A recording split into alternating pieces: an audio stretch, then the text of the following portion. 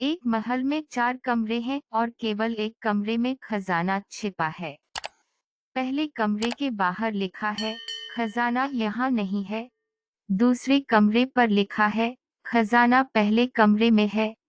तीसरे कमरे पर लिखा है, खजाना दूसरे कमरे में नहीं है। चौथे कमरे पर लिखा है, खजाना तीसरे कमरे में है।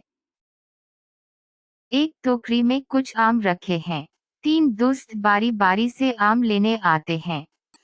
पहले दोस्त ने कुल आमों का आधा और आधा आम लिया। दूसरे दोस्त ने बचे हुए आमों का आधा और आधा आम लिया। तीसरे दोस्त के लिए केवल एक आम बचा। किसी आम को काटा नहीं गया और सभी आम पूरे थे। एक पिता अपने बेटे से कहता है, जब तुम पैदा हुए थे तब मेरी उम्र तुम्हारी वर्तमान उम्र से 3 गुना थी। आज पिता और बेटे की उम्र का कुल योग 7 वर्ष है।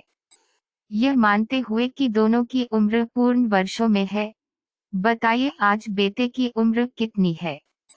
ध्यान रखें कि पिता की उम्र बेटे से हम। एक मेज पर 3 बंद लिफाफे रखे हैं। एक में पुरस्कार है, दूसरे में खाली कागज है और तीसरे में एक संदेश है। पहले लिफाफे पर लिखा है, पुरस्कार दूसरे लिफाफे में है। दूसरे पर लिखा है, यह लिफाफा खाली है। तीसरे पर लिखा है, पुरस्कार इस लिफाफे में नहीं है।